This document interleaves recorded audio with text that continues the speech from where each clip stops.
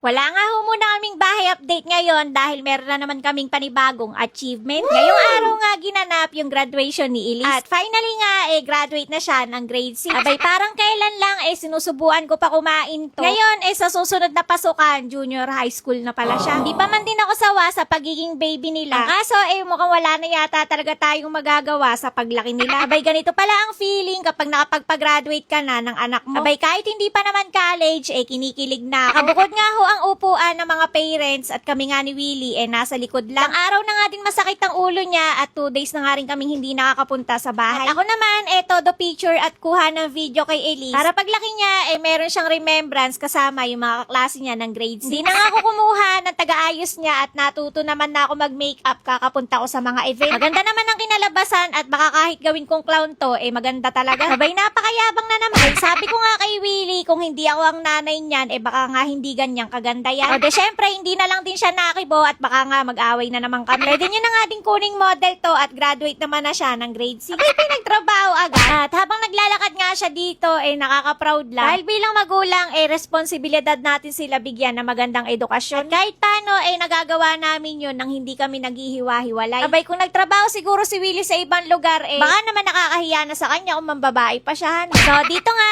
tatawagin na si Elise para umakyat na ng stage. Donna S.C.